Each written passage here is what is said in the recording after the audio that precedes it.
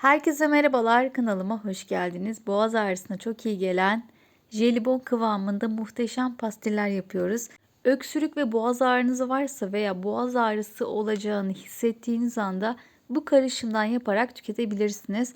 O zaman hemen tarifime geçmek istiyorum. Öncelikle 1 su bardağı limon suyu kullanacağım.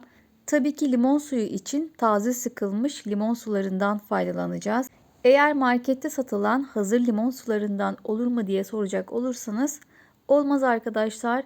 Yani olursa da hiçbir faydasını göremezsiniz. Mutlaka taze sıkılmış limon suyu olması gerekiyor.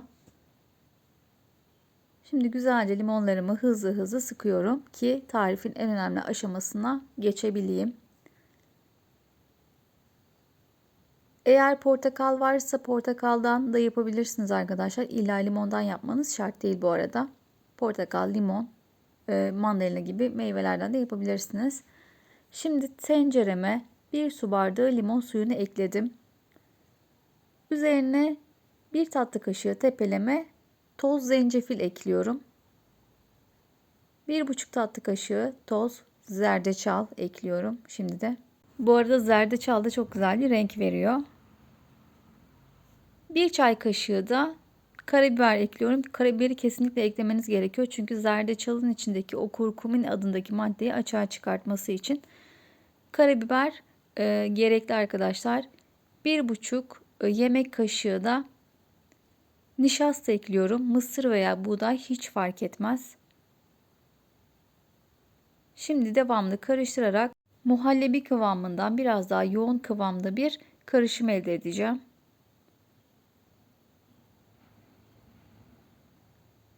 Gerçekten çok güzel bir rengi oldu.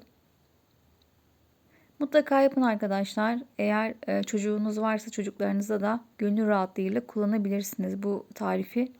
Gerçekten doğal, harika bir tarif. Diğer tarifler gibi bal kaynatmıyoruz, şeker koymuyoruz. Gerçekten mükemmel bir tarif diyebilirim.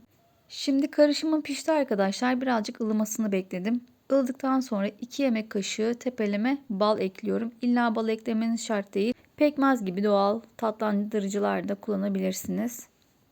Tabii ki bal kullanmanız boğazınızın yumuşaması açısından daha faydalı olacağı için bal eklerseniz daha iyi olur. Ben balı 2 yemek kaşığı koydum ama siz damak zevkinize göre balın miktarını artırabilirsiniz. Tamamen size bağlı. Tabii ki burada amaç şifasını almak olduğu için çok fazla eklemeye de gerek yok bence.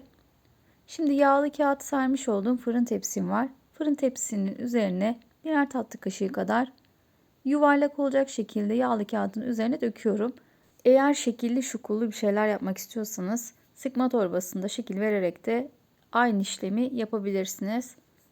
Şimdi pastillerimiz soğudukça sertleşecek ve jelibon kıvamına gelecek. Pastilleri istediğiniz bir kavanoza koyarak 2 haftaya kadar buzdolabında saklayabilirsiniz. Bu aralar etrafımda gördüğüm kadarıyla herkeste bir öksürük salgını var. Bunu her zaman olmasa bile hasta olacağınızı hissettiğiniz zaman, boğazınız ağrımaya başladığında, özellikle gece kriz şeklinde gelen öksürükleriniz varsa mutlaka gece yatmadan da bir tane yiyerek öksürüğünüzü ciddi oranda azaltmış olacaksınız. Tabii ki karabiber ve zencefilden dolayı boğazınızı yakacaktır. Tabii ki de yakması önemli. Pastili yedikten sonra bir süre su içmemeye çalışın ki boğazınıza daha güzel etki etsin. Şimdi soğudu arkadaşlar. Kıvamı bu şekilde yumuş yumuş, çok tatlı bir kıvamı var. Tadı tabii ki de o kadar tatlı olduğunu söyleyemeyeceğim. Tabii ki yenmeyecek gibi değil ama sevmeyenleriniz de olacaktır eminim. Hemen tadına bakıyorum. Yani tadı çok güzel değil. Şimdi pastillerimi kavanoza koyacağım ben. Normal buzdolabında saklayacağım. Derin dondurucuda saklayabilir miyim diyenleriniz olacaktır. Her şeyin tazesi güzel arkadaşlar. Yani bittikçe taze taze yaparsanız çok iyi olur. Bu şekilde kavanoza da koydum. Kapağını kapatarak 2 hafta boyunca boğazım ağrıdığı zaman veya ağrıyacağını hissettiğim anda kullanacağım. Çocuklar da kullanabilir fakat 1 yaştan büyük olması gerekiyor çünkü içinde bal var. Videom buraya kadar da hoşça kalın.